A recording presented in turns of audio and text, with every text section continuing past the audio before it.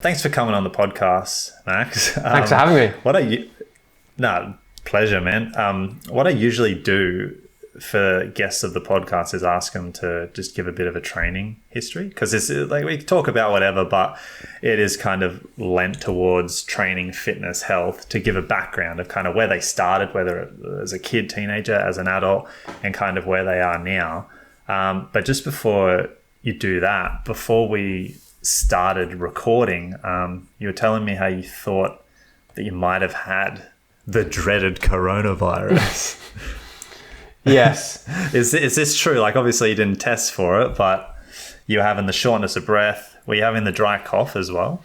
No, so essentially my mum had coronavirus, almost certainly. She wasn't tested, but she had all the symptoms and she was very ill for like 2 or 3 weeks. Didn't go to hospital or anything. But yeah, it was bad. I was with her and then I made my way down here to the French Pyrenees in France. And, you know, I don't think I would have even noticed if I wasn't kind of so in tune with my body. I think probably the average person may not have even noticed if they had the same symptoms as me. But essentially I did have a bit of a tightness in my breath, but like really minor. And the only symptoms I experienced was basically if I exerted myself, like if I trained, if I walked too quickly, I just felt really weak and lightheaded, almost like I was like in high altitude.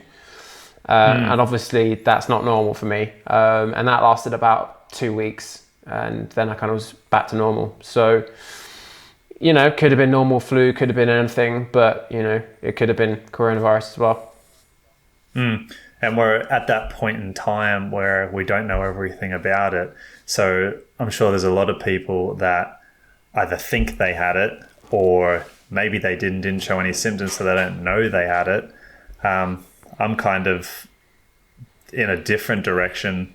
The one that if I just go out to the shops and come home, my throat's magically itchy for the next 3 days because I'm thinking I've got it when I've got nothing. I'm completely fine. Yeah. I had someone else that their partner got it and got it quite bad. They were, you know, an inch away from the hospital and they lived together. So there's no way they really couldn't have got it. There's no way that they could have avoided getting it, but it's been like that time has come and gone and they didn't show any symptoms. So I think that's one of like the biggest mysteries at the moment, or because we don't fully understand it, we don't know how each of us is going to react, but it definitely just seems to be a health and a genetic thing is the main factors, but you can't predict the genetic, can you? No, I think I think obviously there's at-risk people. I think generally, you know, younger people are safer, but then equally younger people have been hit hard as well. So yeah, I think it is just part luck, like you say, genetics probably that play a part in it and how your body reacts to it. Yeah, they say obviously elderly, unhealthy, like if you're obese, diabetes, any kind of immune disorder leaves you at higher risk. But then you'll read an article saying that some younger people have been experiencing strokes and it's a trend. And you're like, far out. I should probably just avoid them. Yeah, it's interesting time. I mean, here in Europe, everything's on lockdown. I'm in France, which is on lockdown until May the 11th. And, you know, who knows how long this could last for, really, because there could be a second wave. I mean, I think it's basically going to be very difficult until there's a vaccine. So you're quite secluded anyway, but do you still is your area part of a town so that there is still, like I would assume you're just in lockdown, so you're not really going out of the house, and if you do, it can only be that kilometre, I think it was, you said, from your house if you were to train. But would there be much mixing with the locals anyway, or are you quite isolated, obviously at home, but also if you were to just go out walking and stuff? Yeah, so we're very isolated. Essentially, I'm in the foothills of the Pyrenees, which is the mountain range in between France and Spain, right on the border. We're about 900 meters above sea level, and we are about an hour and a half drive away from the nearest city, up a mountain road.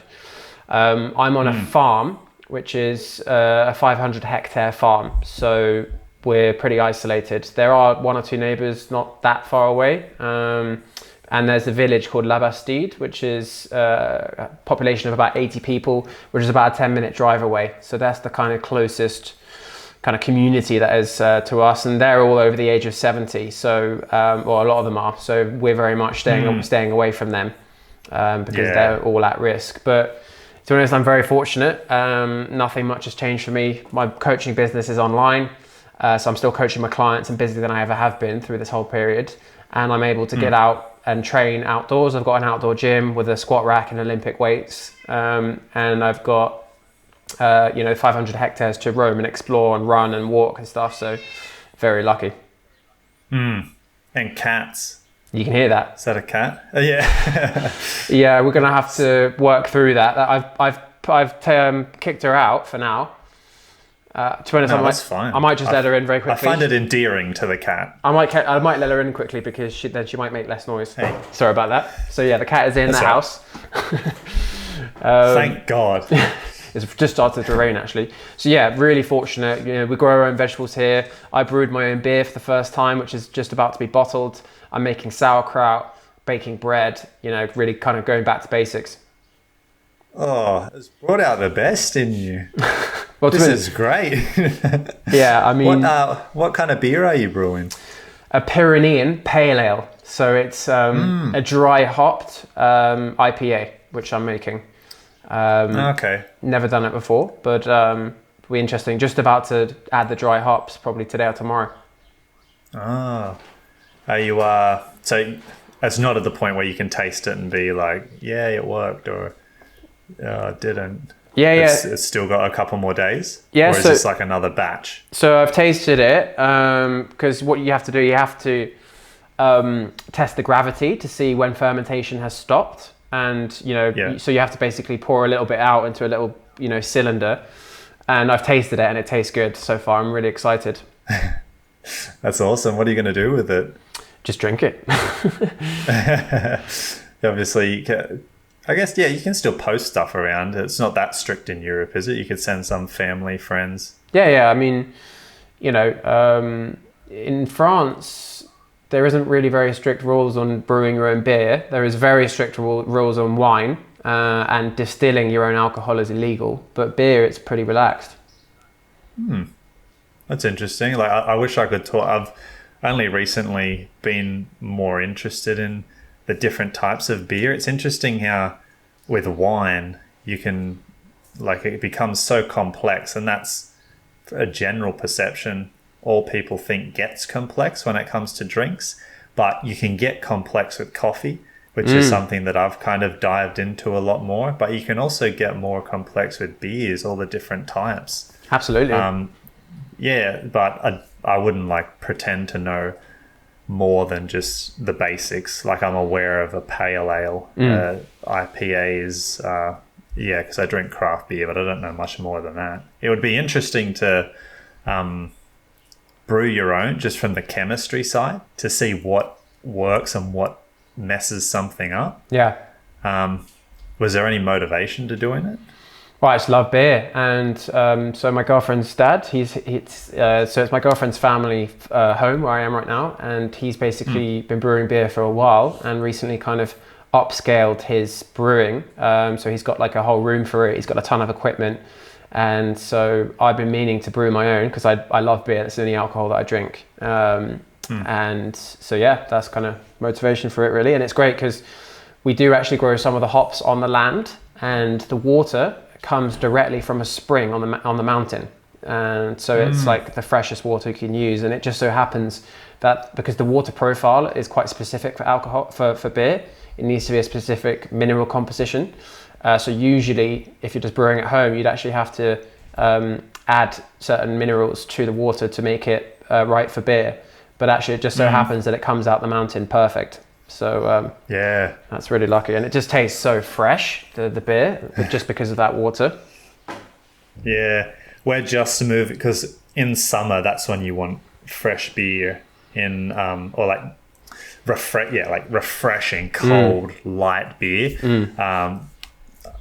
To British people, it's not Australian winter probably wouldn't be very cold, but it's starting to get colder now, and that's when you want like those more darker beers, which Exactly, are yeah. actually more flavorful. Yeah. I downloaded this app that kind of rates. It's for people obsessed with beer, and it rates different beers on it. So if you're at the shops when you're buying craft beer, and there's too many options, you can like narrow it down and look up the ratings for it to get an idea of if something's nice or not. And I was surprised to find that all the top rated beers are basically stouts and super dark, which have like a lot of those coffee and chocolate textures to it. And I'm thinking, like, as an Australian, like, what? That's not beer. Like, that seems completely different to what like the average Australian would drink. So yeah, it's so much more complex than what I think a lot of people think it is. Did you making this pale ale choose your, like, did you get to go, oh, I like it slightly sweet and quite smooth, or did you just kind of have to work with what ingredients were available? Yeah, so I kind of chose a recipe and then consulted with Jeff, like my girlfriend's dad, and basically we then adapted the recipe based on what ingredients we had. But there's a really good piece of software called Beersmith, and essentially you can put in all the ingredients that you have in specific quantities, and it will basically tell you exactly what kind of beer you're going to get. It will have a little photo or like image of what color it's going to be. It will have, all the flavor notes, all that kind of stuff. And then basically you can quite easily add ingredients, remove ingredients, change quantities, and it's going to change, kind of give you a prediction of exactly what that beer is going to turn out like. So we kind of got it to work what I wanted it to be. And so far, just of what I've tasted, I'm really, really looking forward to it. But still, once it's been bottled, it's going to have to rest for about 4 weeks. So I won't be drinking it till June probably. Okay. Well, I can't wait to try some, man. Like I told you, I should be coming out that way next year. You're meant to be here now, aren't you? In about 15 days, I think I would have been getting on the plane, but not anymore. Cool. So now we got the pleasure out the way, get down to business. Give us an idea of what your training background was. I think as far back as I know, which I don't know what you did as a kid, but it was sprinting was one of the first things that I knew you did. Yeah. So, from an early age, I was always very active, very competitive. 3 sports were swimming, rugby and athletics. Yep. I could never really do athletics because I spent so much time doing rugby and swimming. So I kind of just did athletics, like sprinting as and when I could, never properly trained for it. But yeah, I was county level, all 3 sports, which is kind of, regional, I guess. I don't know what the equivalent would be in Australia. And got a sports scholarship to like a top British boarding school for rugby, swimming, athletics. Until the age of about 15 or 16, was competing like all the top teams at all 3. And then basically got myself kicked out of school.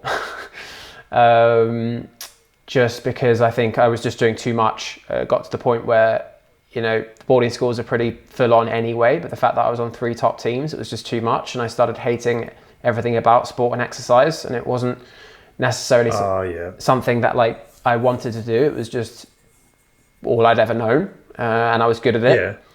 Yeah. Is there a limit to how many sports someone could do? Because like you saying you're doing 3 and you got burnt out, I'm listening thinking like, well, yeah, of course you would. Did they not have a limit to prevent students or their athletes from doing that? Like, could you have done 4 or 5? I mean, basically, this was a while ago now, but, these boarding schools, all they really care about is results and, being top of the league tables. So they weren't really taking too much interest on, like, the kind of individual boys' welfare.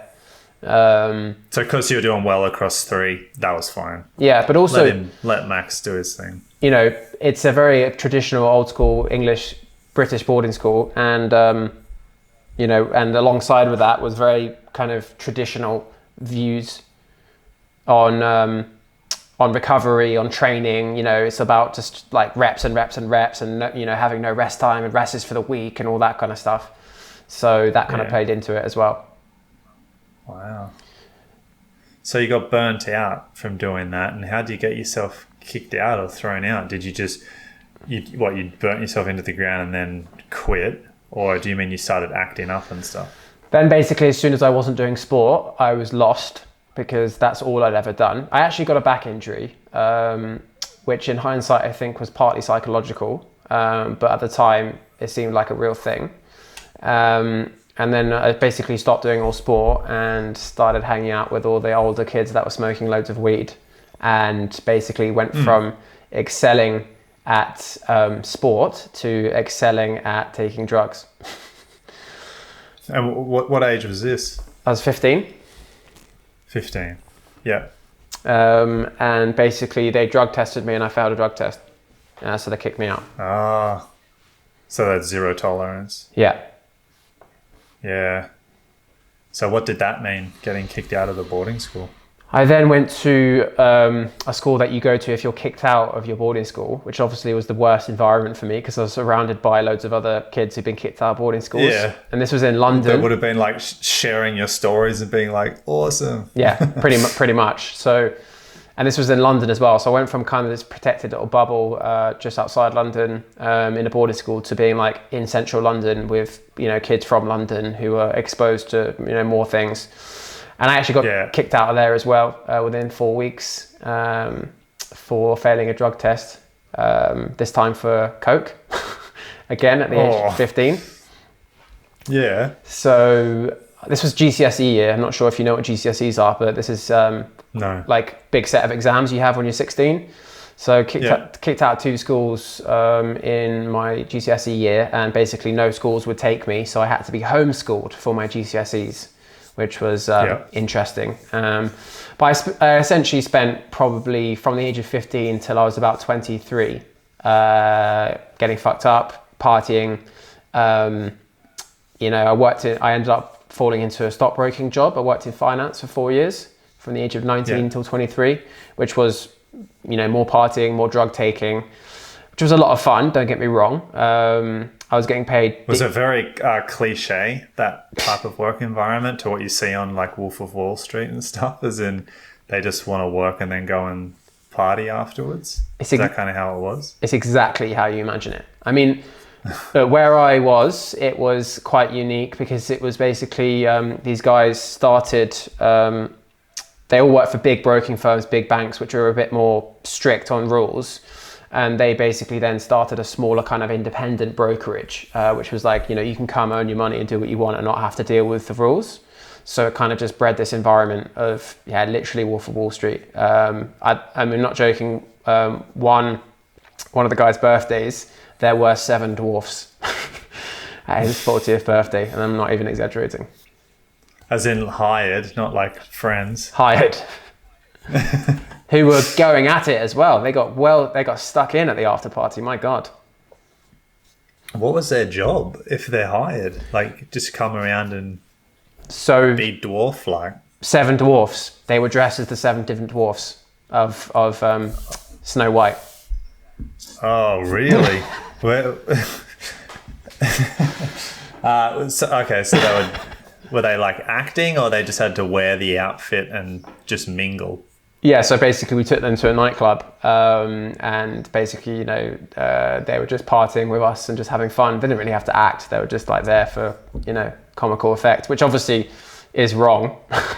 I'm not condoning that, but, that's the kind of stuff that happened. Did they were they just into partying, or did they go, man, like, I hate this gig, but it's what pays the bills? Or I mean, well, some of them clearly love partying, that's for sure, because as I said, they were getting stuck in. But yeah, a few of them were just, it's just a job. Yeah. Yeah, wow. Okay. So 19 to 23 was the Coke and Dwarves. And then when did the fitness come back? Yeah, and then... Was it a realization or... Yeah, I mean... Please tell. Basically... Towards my end of my time in finance, I started, getting pretty uninterested in what I was doing. Lots of things kind of made me remember who I was. and what made me happy. And slowly but surely I started removing myself from the London nightlife scene, stopped going to the pub after work, started getting back into exercise and being in the outdoors and all this kind of stuff, and eventually ended up quitting the finance job. And I knew that before I quit, I kind of made the decision that I wanted to do something I was actually interested in. And so I kind of qualified as a personal trainer, and didn't know where it was going to take me or what it was going to lead to, but just kind of took the risk. And kind of went traveling around South America after I quit. I knew that I was going to become a PT when I got back. And the rest is kind of history. And then right after I quit the job, I then got into sprinting because I basically wanted an excuse not to go out and party on the weekends. And I wanted to train with other people. And like I said earlier, I'd never really given sprinting the time of day because I was so busy doing swimming and rugby. So I spent 3, maybe 4 years competing. Everything that I did all my training was geared at improving my sprinting. I was not professional at all, but I was racing some of the professionals occasionally. I was doing kind of regional UK stuff, ranked like top 50 in the UK and stuff. Wow.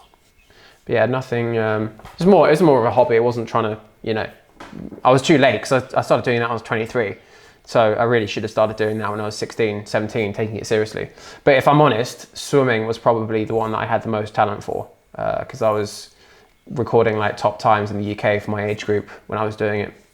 It's interesting that you mentioned swimming as one of the things that you were good at, because having done the marathon training just recently and not having done the equivalent in cycling, I've only rode about 80 kilometers cycling, but to me, a natural progression and a healthy progression would be to do a triathlon, because I feel that running has its place in your training, but I think long distance running over a long period of time is not the greatest for your body if you're not doing other things to counter what the running does. I feel like a pro runner is very specific and will carry with them good like pros and cons for what they've decided to commit to. Yeah. But I think overall a pro triathlete is a much healthier physically individual because of the balance of the 3 separate things.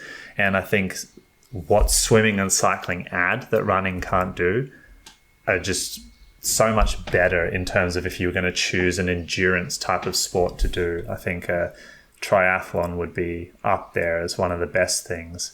But I sink like a fucking stone, man. When I swim, I wouldn't say I'm a bad swimmer.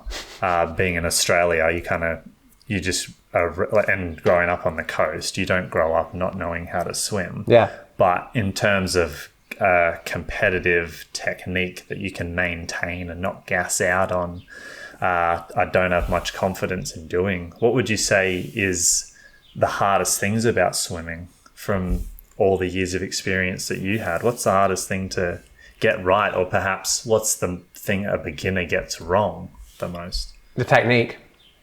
It's as simple as that. Essentially, if you don't have the technique, you're going to fatigue much quicker. What's funny is, sorry if I can just cut in, is with the technique, are the legs kicking more important than, just say we're talking freestyle, or front crawl, I think they call it in the UK, is it? Freestyle. Freestyle, okay. The legs kicking is more important than what the upper body's doing. Like, obviously it's all got to work, but I put all my attention into the arms moving, and you'll sometimes, if you're following me underwater with your goggles, my legs are just kind of like kicking every now and then, like, so the aftermath of a stroke. Basically really depends on what distance you're doing. If you're doing a sprint, then you really need to kick as fast as you can. If you're doing long distance, you're going to fatigue very quickly kicking. So that's right, what I thought. Yeah, you're right to kind of just kick every now and then and focus on more in the arms. Oh, okay, interesting. Because I thought I was doing something wrong there. again, we're talking generally. Obviously, you want to do both, but I thought, I was meant to be kicking more. So I was thinking if I'm going to start to get into wanting to do a triathlon, something good could be like holding a kickboard that just floats with my arms and just work on the kicking. But I've always thought every time I try to kick more, it just fatigues the legs. And if you're going to jump to cycling or something afterwards, I feel like the quads would just be destroyed. Yeah, but that's part of what you practice with triathlon, is that transition is going from one to the other. I think particularly the cycling to the running is more difficult. It's called bricking, isn't it? I think I've heard that term, just recently. Yeah. So, I don't know for sure, but yeah. You'd get used to it.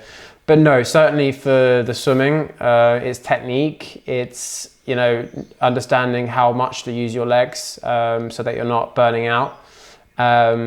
And staying relaxed, not panicking, particularly in triathlons. Some people's first experience with swimming in open water, and people panic.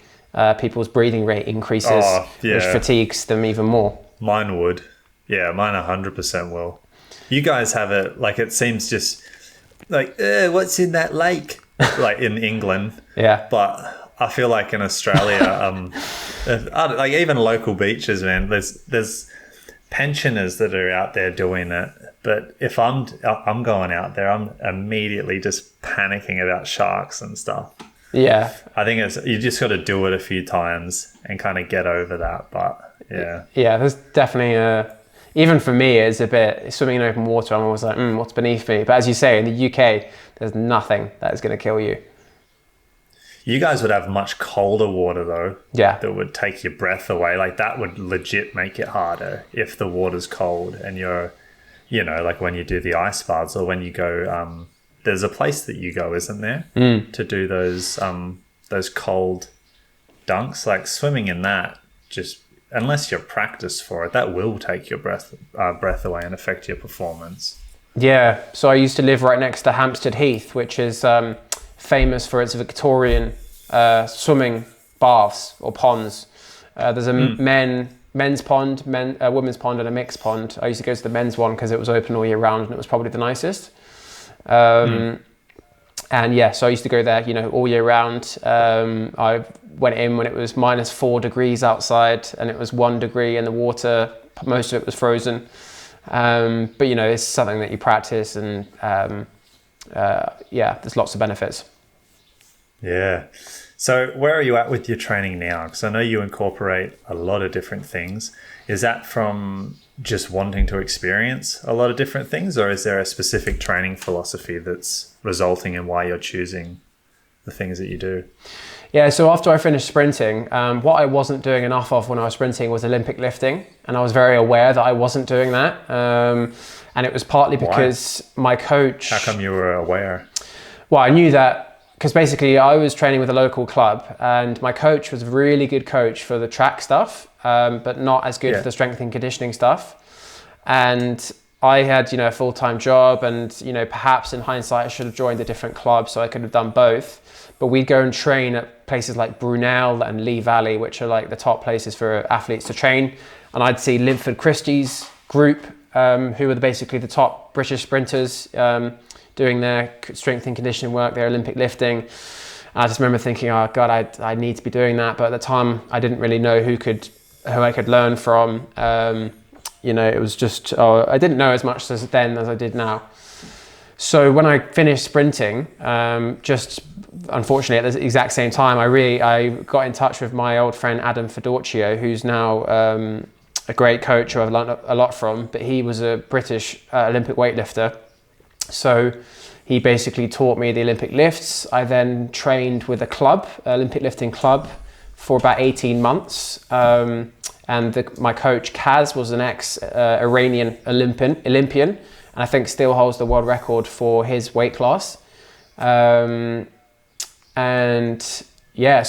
fully got into Olympic weightlifting. That's all I did. And it completely transformed my body, my strength, like nothing else has. And in the middle of all that, though, I did do an ultra marathon up a mountain.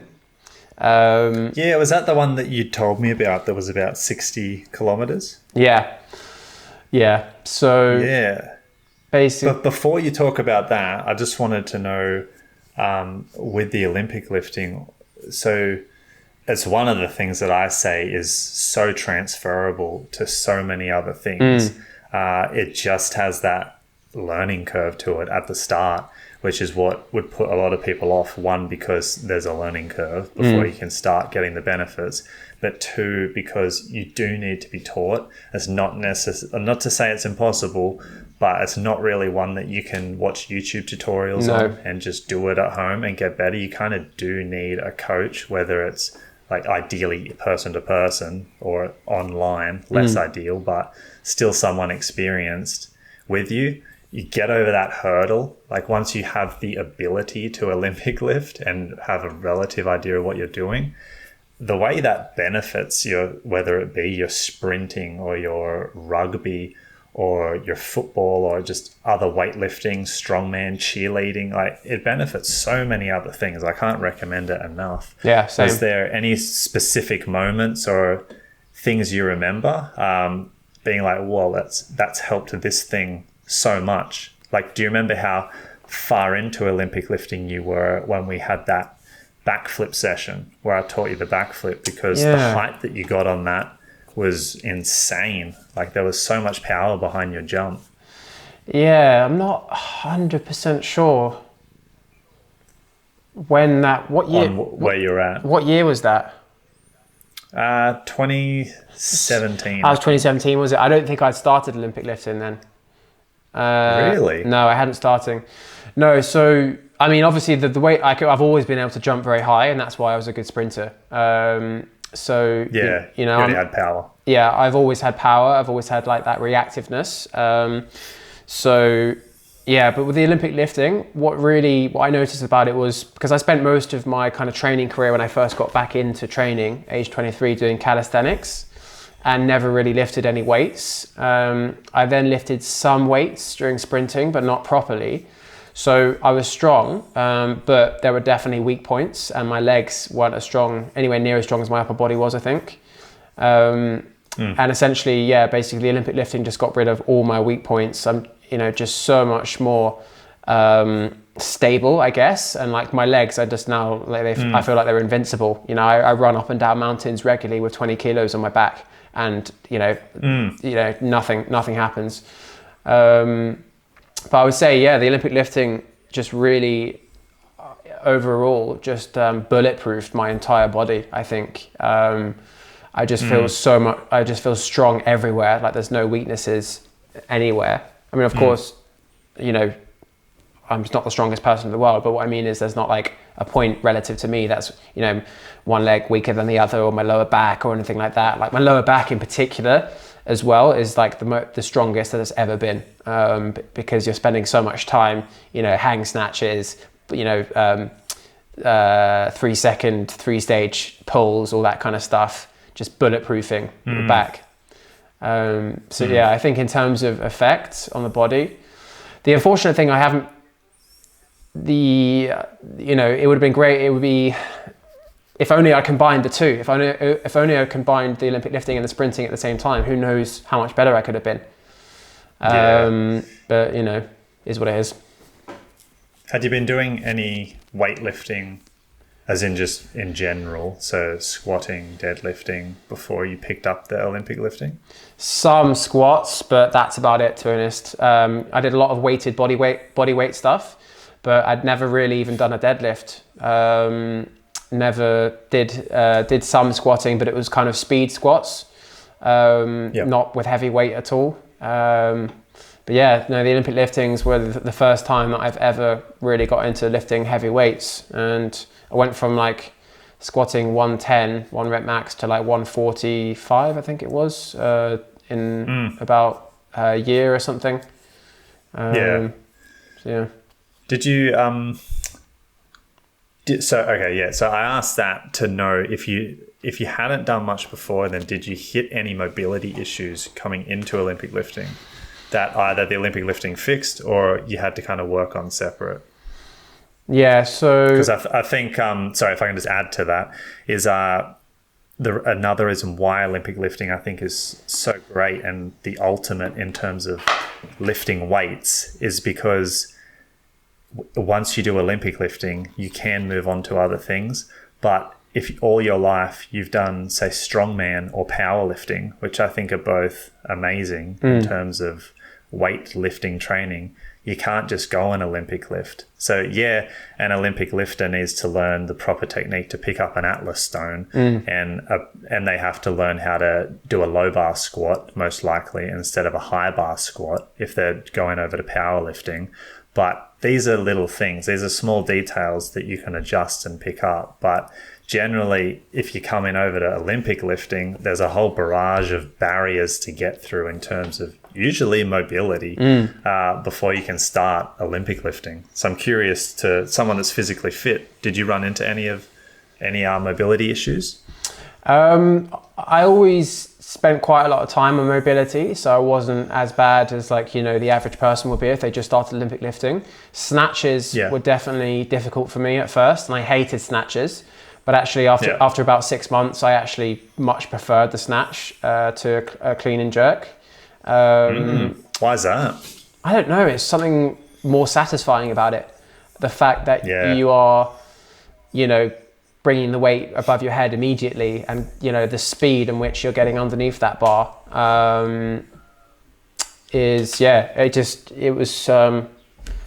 I guess the breakthrough for me is my coach was really getting me to do the snatch balances.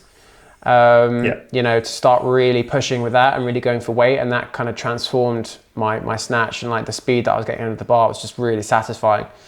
So yeah, I don't know, that's probably kind of the reason why.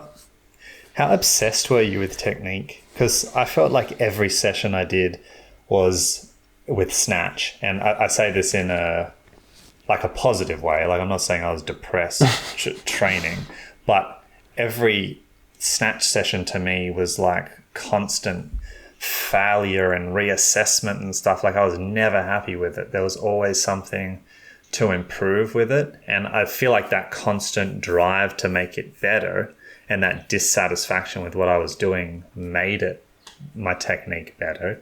But there's definitely a reason why I didn't like the snatch as much as clean and jerk. But I also think you kind of need that mindset in Olympic lifting to get more efficient. I don't think everyone does do that, and if they don't do it, I don't think it's wrong. It's just the way I went about it. Did you also have an obsession with technique, because it is something that unfolds over a second? So it does matter what you do, because it can all come apart if you do one thing wrong? Or were you kind of you learnt the basics with the bar and then kind of just did whatever when you were lifting and it came together? How do you look at it? I think for me it was very similar to sprinting, because sprinting is very technical. 3/4 of our sessions were spent on technique. So for me it was quite normal, really kind of watching videos of me in slow motion, working on something small each time. So yeah, it wasn't something that I was necessarily obsessed with, but I was just being coached by Kaz, my coach, and he was. I suppose the coach would help to add some comfort to it, because even though I had a coach, they weren't always there, or they weren't always hands-on. So it was kind of up to you to get better. Yeah, the coach must have been great. Yeah, I mean, he's an absolute master. I mean, his experience, right? So there'd be 7 people lifting in the same room at the same time, and he'd be seeing exactly what everyone was doing in a blink of an eye, and saying, fix this, fix that, do all this kind of stuff. So just it took kind of some of the thought process out for me. So, each session I would be working on a different part of my technique, but then also all the accessory work and being really intelligent with that accessory work, like the snatch balance, made, everything come together in the actual lifts. Yeah. For me, the snatch balance was another frustrating one, because I think I was overthinking it. I became obsessed with, once you hit your full extension, when you got under the bar and caught it, you had to be at full depth. Yeah. And I would always hit it above and lower down which if you were a pro in comp, that would be unnecessary. You know what I mean? Like, why give yourself the extra work? I'd lower down and then press it back up. And I was obsessed with trying to catch it at full depth.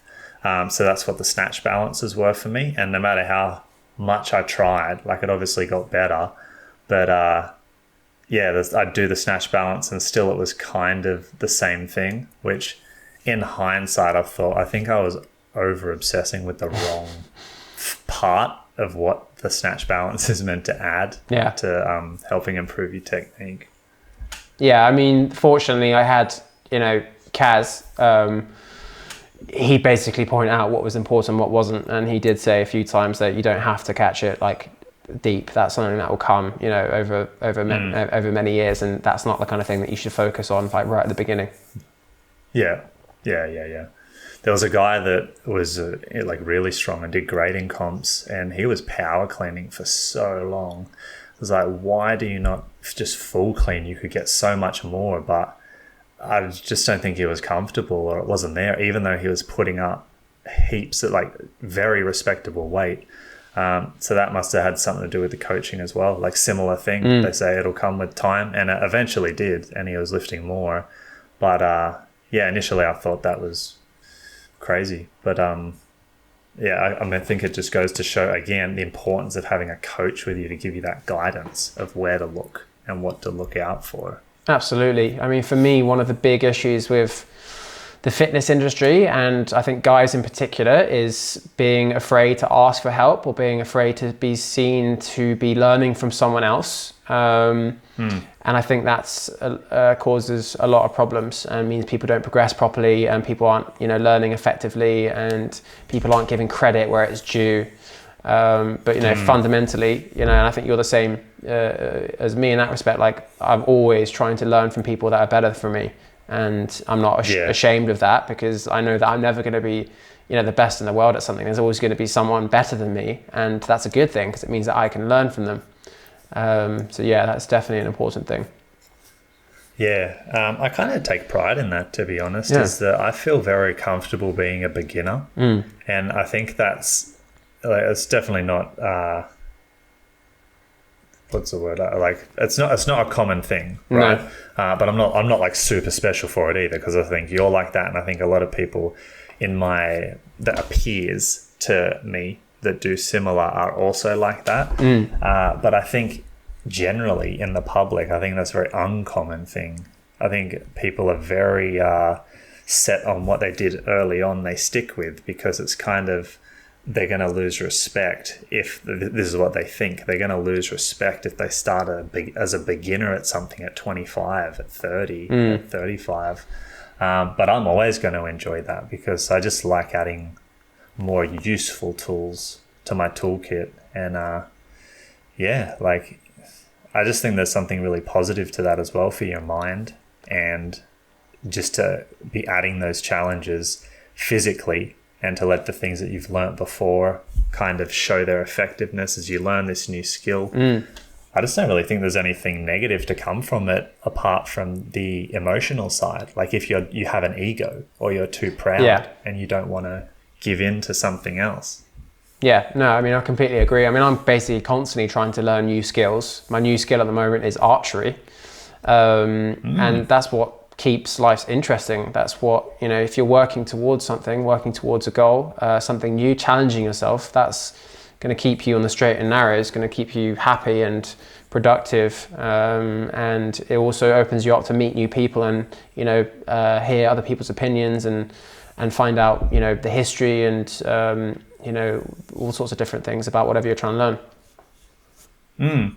How do you look at archery? Do you look at archery as a sport, or like a physical thing that would fit alongside, say, your calisthenics session, your Olympic lifting, your running? Or do you look at it more of, I don't know what the opposing thing would be, but it's just one of those ones that I think of and see it like in the Olympics next to gymnastics and weightlifting and stuff, and can't really see the similarity, but I've not done it before. Yeah. So it's kind of coming from a place of inexperience. For me, For me, it's very much actually quite a practical thing, because for me, my long-term plan is to build my own house out here and become as self-sufficient as possible. And part of that self-sufficiency is going to be hunting meat, probably deer, rabbit, boar with a bow. Yeah. And those people in the other village are looking pretty old too. Hunt them down. So yeah, I guess I don't really see it as a sport per se, although it is. It's just a skill, I guess. It's something that I found incredibly rewarding, incredibly satisfying, and potentially incredibly useful as well. And also just to only beginning to kind of understand the history of the bow and archery, and it's just insane the stuff that people used to be able to do that we've all lost now. A lot, you know, traditional archery is standing still in front of a target. Like, that was pretty much unheard of for most of human history.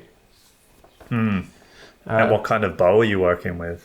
I've got a recurve takedown bow. I can't remember the brand of it, but yeah, it's just like kind of an entry level. You could use it to hunt. It's a 35-pound bow. It's black on black, which is quite cool. So yeah, it's not like a traditional bow or anything. It's like a modern bow, but I don't have any sights or anything on it like that.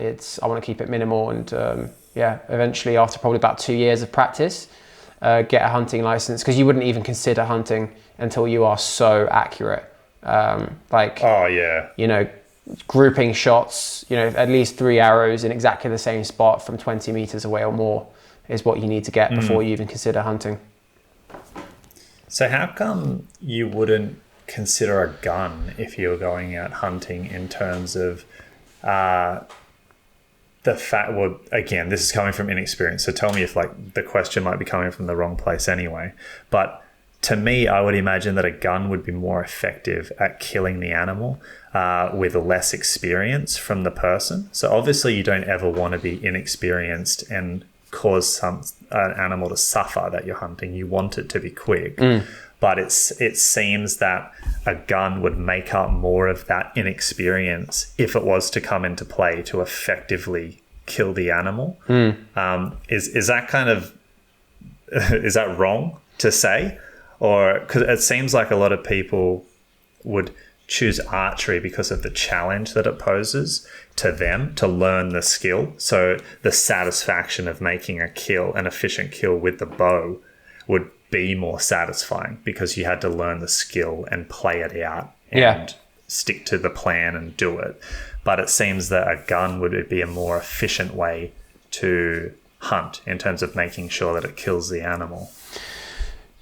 Yeah, probably. You know, you could get into hunting with a gun and hunting sooner than, you know, practicing the skill with a bow. But for me, I'm not really in any rush. And for me, I just don't like the idea of a gun for some reason.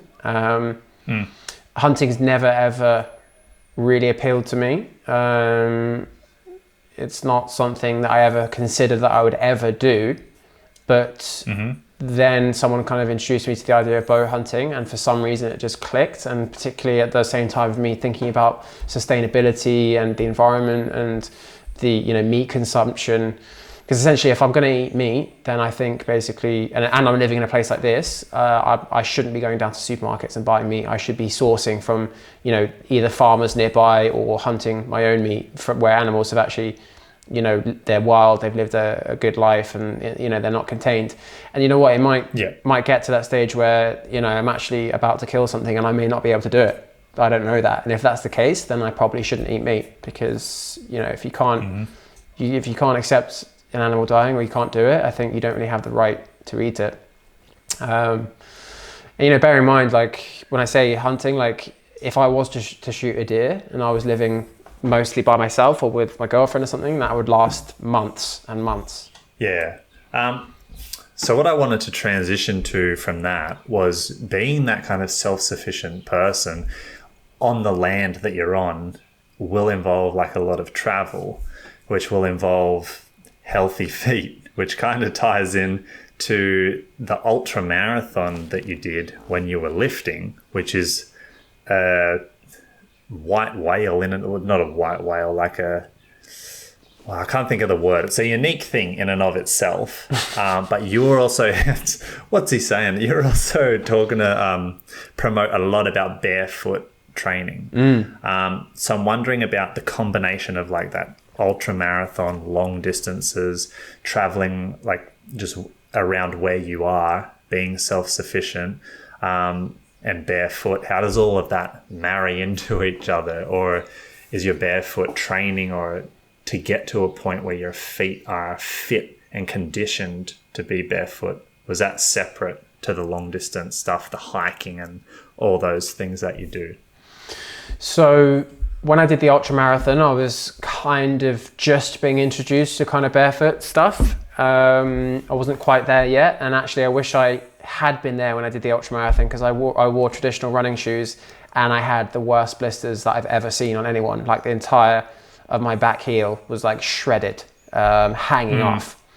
But you hadn't done much long distance stuff anyway, had you? No, I mean, literally, as I said, I was a sprinter. You were bound to get fucked from that one regardless if you'd never done anything like that before.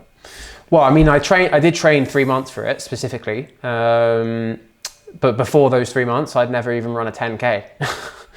And I was like the heaviest I've ever been because of the Olympic lifting I was doing. Muscle. Yeah, muscle. I was like 92 kilos, and the average weight of the men doing the ultra marathon was like 60, 70 kilos. So that was a great experience. Just a challenge that I set myself. I kind of enjoyed it as well, which I never thought I did.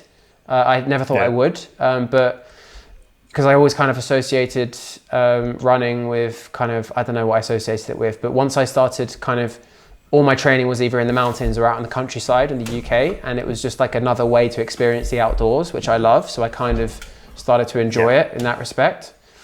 But then, quite soon after that, I was introduced to Vivo Barefoot and the barefoot running and barefoot training and, barefoot, all that kind of stuff, and completely changed my life for the better. I mean, now, basically all my shoes are Vivo Barefoot. In terms of how it's improved my hiking experience, like I've never felt so in touch with the ground and with the environment, because I can feel everything that's going on. Whereas before, you're wearing traditional hiking boots or running shoes and you're disconnected from the ground, and I feel like there's part of your brain that isn't being activated when you're disconnected, which means that I think it's more dangerous and you're getting less out of it. Whereas now I'm so in touch with the ground. Like my climbing partner, Lee, he doesn't wear barefoot shoes, and he's always just amazed at how I am so kind of agile and fluid over uneven ground. And he's now getting into Vivo Barefoot as well. But yeah, so all my hiking boots are Vivo Barefoot. I do most of my summer hikes in their just their kind of running shoes. And it's improved every aspect of my performance, and blisters are a thing of the past. Like it's something just non-existent. At the end of a long day's hiking, the traditional hiking boot, you can't wait for it to come off and it hurts and there's pain. But I actually just keep my shoes on because it's just like wearing slippers anyway. It doesn't make a difference. Wow, okay. It's just because, one of the most irritating things when you're trying to enjoy the outdoors and you're in a long distance hike is being conscious of having a blister, or you're about to get a blister, or your feet are uncomfortable. That can actually ruin the experience because you're not in the moment. You're just sitting there thinking, when's this going to end? Because my feet are killing me. And the complete opposite is true. It's improved everything about my performance and my relationship with the outdoors. So were there any growing pains as you went from normal shoes to barefoot? Because I've just started this journey to be able to run barefoot and not get, say, what's the tendonitis you get? Plantar fasciitis, actually, not tendonitis, which is common in, say, boxing with a lot of footwork, but also with barefoot if you just rush into it. I'm doing it because it just makes sense to me that if my feet aren't quote unquote fit enough to run, say, 5 kilometers, which I can do with runners easily without getting injured, seems like a weakness in my body, like a bare minimum kind of, like I should be able to do that. So it logically makes sense to try and train up to have my feet be at least that fit. So I could likely do barefoot 5K now, but can I do barefoot 5K tomorrow, and then in 3 days, and then in a week, and then in another, say, 4 days, like consistently? That's where I think the injuries will build up and highlight the weakness in my foot in its current state, just having walked around in shoes that cushion all the time. But I'm being extremely cautious with it in terms of how I'm building up. So I'm currently just running on grass. I started about 1.2 kilometers, so it took me about 5 minutes to do. And now I'm doing about 1.7 kilometers. So I'm running around a 400 meter track, but it's a grass track.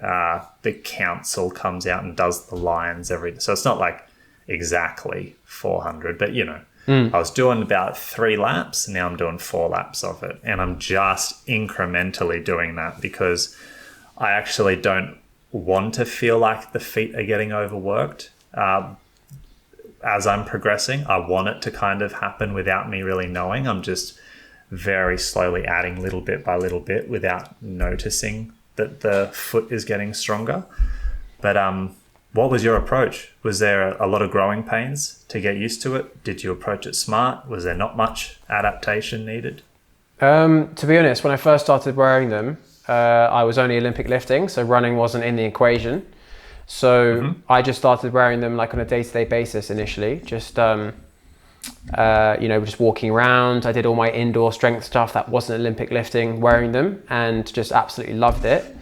Then after quite a long time, I was actually a bit cautious of using them for hiking for quite a long time. And then I gradually started incorporating them with hiking, and as I said, it just completely revolutionized my experience.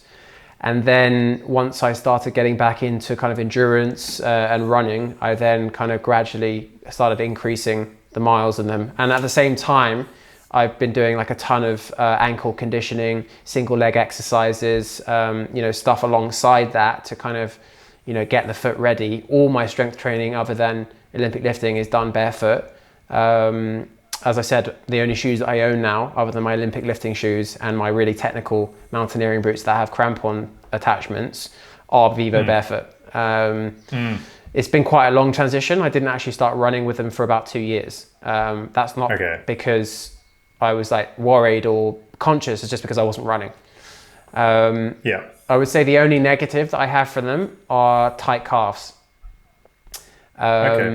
I don't get pain, but my calves are tight, and that's something that I'm trying to work with. And I think potentially it has something to do with the way that I walk and run uphill. I think actually what I've been experimenting with recently is because the whole premise is that you're not heel striking and you're taking shorter strides. And that works really well downhill. But if you continue to try and stay kind of on the mid part of your foot going uphill, then that's going to cause a lot of tightness in the calf, because it's like thousands of repetitions of just contracted, calf muscles. So I've actually been kind of dropping the heel a bit, still kind of, not heel striking, and it's kind of different because you're uphill. So, the heel strike isn't as intense. And I feel like that's actually lengthening the calf a bit and taking the stress off the calf. But it's definitely something that you want to approach slowly. I really avoid running on concrete at all costs. I hate it. It's just not something that I enjoy at all. So all my running. Why is that?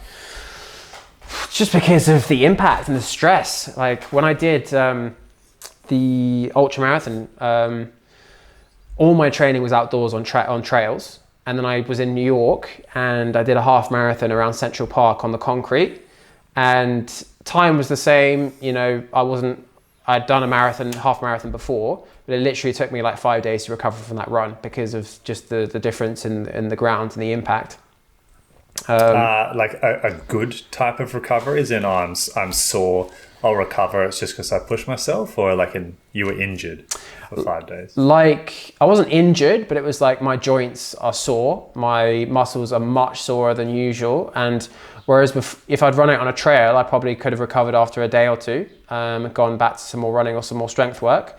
But like I was like my joints in particular, like on my bones, I could feel it kind of in my bones and my joints for about 5 days. Yeah. Yeah, right. And you know, that's fine in isolation here and there, but to do that day in, day out, you know, all the time over the course of years, I think that's definitely not going to do you any favors. Yeah, because I was about to say, would you not think that given how your body felt afterwards is a sign that maybe you should be working to get more conditioned for running on concrete, but that was coming from a place of if you'd done like 5K.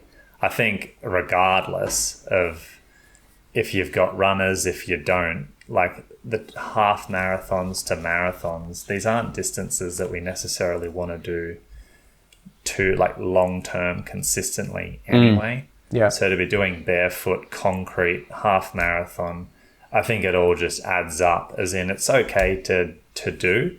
But as a long-term consistent thing, yeah, like that kind of stuff breaks your body down. And if you're doing it consistent, doesn't give you much chance to come back. So yeah, I think what you did was best as well. And it's definitely kind of the course of action it's hard to promote because it was to you done without you realizing. But I feel like a lot of people that come from a calisthenics, weight training background, we all look at cardio, endurance training, and like stick our nose up at it. Like that is boring. It's like there's nothing to learn. You'll get injured. And that's what I thought. But I've not like necessarily seen the light, because I still, if I had to pick one, I would pick strength training over running or endurance training. But I opened up my mind thanks to martial arts and realizing there's a cardio aspect to that, to protecting yourself. And now I can appreciate what running does add. But it took me a long time to come around to that. And in the meantime, given where I'm at now, it would have been nice to just have been wearing, say, minimalist shoes, or being more into just here I'm on the coast. People can go into the shops and walk around with no shoes on, but it doesn't give you the best look. So having some kind of minimalist shoe on or something would have been nice. And you just, without even meaning to, probably built some conditioning within your feet by only wearing them out. Just walking around is enough to start to build on that, for the foot to strengthen and look after itself before you started running. Absolutely. Yeah, that's what I would probably recommend. But like I said, you can't really recommend that to someone, because you're basically saying, I know you don't like running now, but assume you're going to like it in 2 years and put these shoes on. I think, I think even if you're not going to end up running, Vivo or barefoot style shoes are the way forward. Even in the short term of just wearing shoes that are constricting your feet and not allowing your feet to function, just walking around and doing your strength training is not optimal. I think for the running aspect, I think I've taken a long time to really open myself up to the benefits of running, but essentially I'm going through my mountain guide qualifications. I've got a long way to go. I'm now starting to climb serious mountains, and I am not naturally someone that is built for endurance. So basically I now work on my endurance quite specifically a lot. Essentially my training now is to get me conditioned for the mountain environment. So I still do Olympic lifting, but not in the same way that I did before. I do a lot of kind of low rep, maximal strength work to keep strength up, but mass low. A lot of unilateral work. I've recently got into rock climbing as well, so I'm doing a lot more upper body work, but in a completely different way to how I've done it before. And then of course the endurance stuff as well, just gradually increasing the mileage. And the fact that I'm in the mountains as well. For me, running now it's it's just another way to explore the outdoors, and I actually do quite enjoy it. It's like therapy. I don't use music. I actually, for my long runs, I incorporate something called the Mafitone Method. Have you heard of that? No. So you definitely need to look into this. So Mafitone Method is basically, it's a guy called Phil Mafitone who believes that all running should be done on your aerobic threshold. So rather than doing all this like lactic stuff, intervals, that you should be working on your base, aerobic engine essentially. So the runs include running at a specific heart rate zone, which is your age. Also, it's 180 beats minus your age. So for me, it's about 150 beats per minute.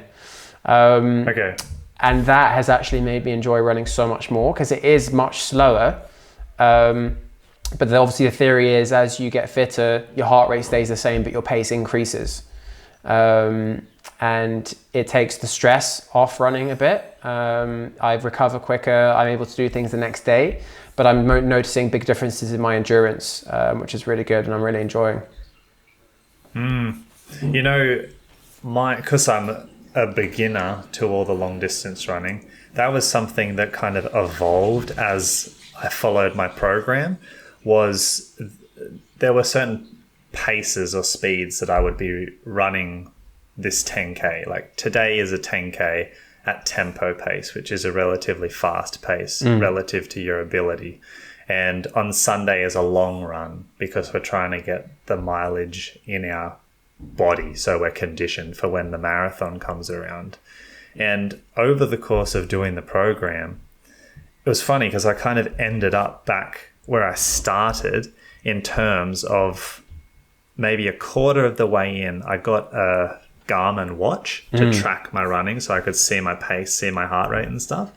And I was initially interested in getting an activity tracker in the first place because an MMA fighter, TJ Dillashaw, who fights for UFC, I was just listening to an interview and it was just kind of a culmination, but he was the catalyst that mentioned it, that he has all his training tracked scientifically and they use heart rate a lot. And he would wake up and go to the gym and they would look at his heart rate and that's how they determined if he was going to be like push relative hard, to a martial artist, pushing hard or taking it easy. And I wanted a fitness tracker to just get an idea of what my heart rate was like, to kind of get that idea as well. Am I going to, should I go for full planche today? Should I max out my squat or should I take it easy and do whatever? Just learn more about my body. So I did the running program, and because it was just kind of automated, it was a bit of a cookie cutter program, but that's okay for a beginner as long as I'm getting the mileage in and listening to my body. They were all based on speed and distance. So like I said, tempo run, long run at an easy pace. But as I went through the program, I noticed that it was more important that I stuck in my heart rate zones for relative to me, as opposed to the speeds. And that was more consistent with performance than the speeds were. Definitely. Because if it's a hot or a cold day, it can affect how fast you can run, and therefore affects your heart rate. Like I was training through the Australian summer, so of the sessions were brutal, and I would be doing a pace that I should be able to do, but I felt like my heart rate was 160, 165, and I was still trying to keep that as my say like easy run pace, for example, but a 165 heart rate isn't conducive of an easy run for your body. No. So this, I haven't really done heaps of research on it apart from what I just summarized for you then. But I think following your heart rate is such a much more accurate way to track your own potential, your abilities and your progress. Yeah. Well, because, it's a measurement that is specific to what's going on inside your body. And exactly. It kind of boils down to the whole, and this is what Phil Mafitone says and lots of other people say, but consistency beats intensity. So, if you're just like really aiming for very specific times, very specific paces, you're going to have quite a short-lived running career, I think. And you're probably going to have to miss sessions because of injury or because of overtraining. Whereas when you're listening to your body, listening to your heart rate, listening to the data, you're going to get more consistent training and more intelligent training in over a longer period of time, which of course is going to improve your performance over a long period of time. And even though like we're talking about performance and that, you can kind of keep two sets of books here. Like this is all to increase your longevity and ability to run by doing it this way. But it also means that if you increase your longevity, you can do runs and enjoy them the way you were saying, like just getting out in nature and experiencing it. You don't need to take your watch with you or anything, but just having the knees that are, again, quote unquote, fit enough to be able to do a run. And your body to hold up so you can do this over time throughout your life and kind of get that vibe, that feel that you get when you run in nature. I think it's important to look at those kind of factors when you are doing like those runs for performance, training for a marathon and stuff, looking at the heart rate. Yeah, absolutely. And have you looked into heart rate variability much? Not really. I feel like maybe if you expand on that, I might be familiar with some of it, but not off the top of my head.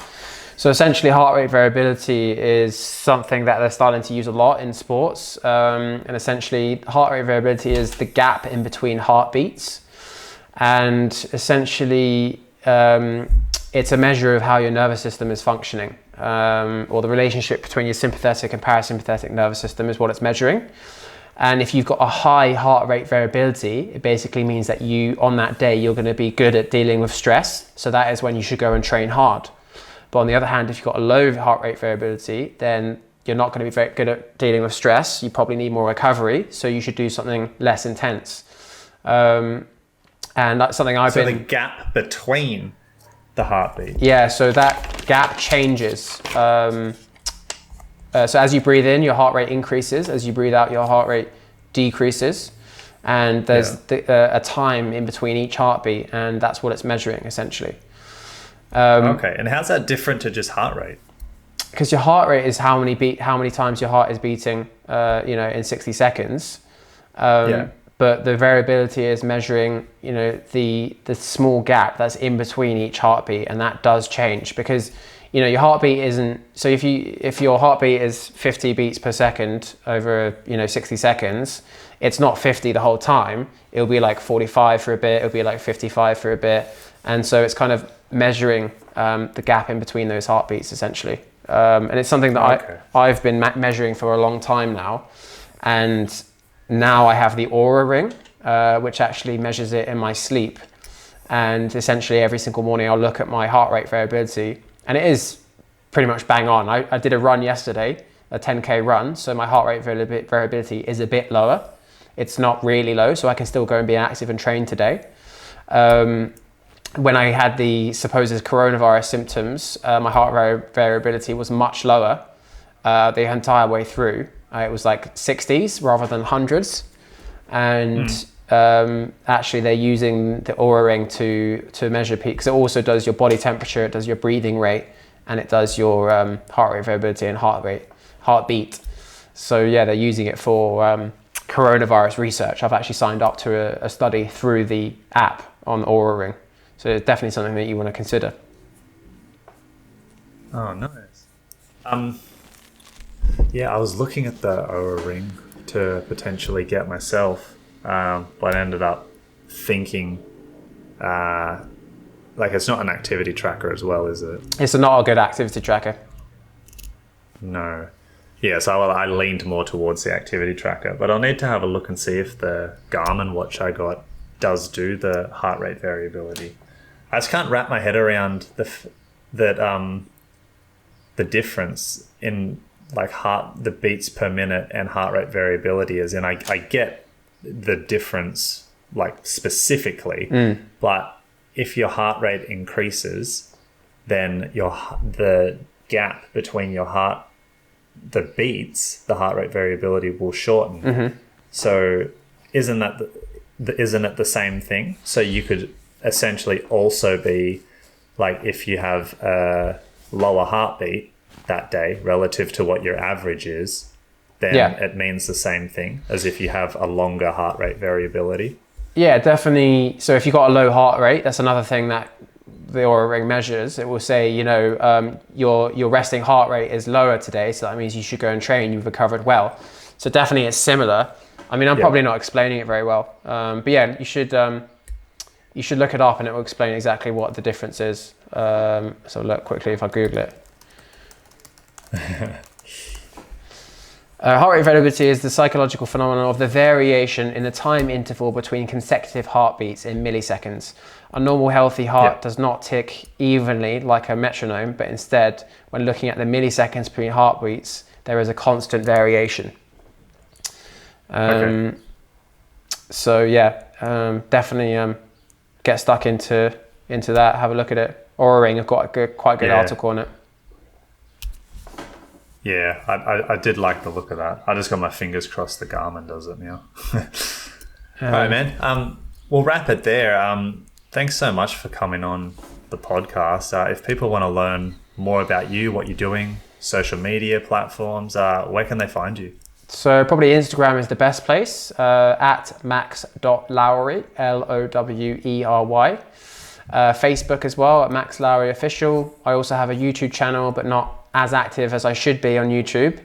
My website, 2mealday.com, has a lot of information, but yeah, definitely Instagram is probably the number one place to see what I'm up to and to find out more.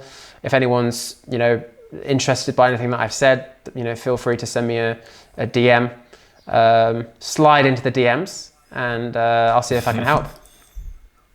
Awesome. Thanks so much for coming on, Max. Talk soon. Thanks a lot.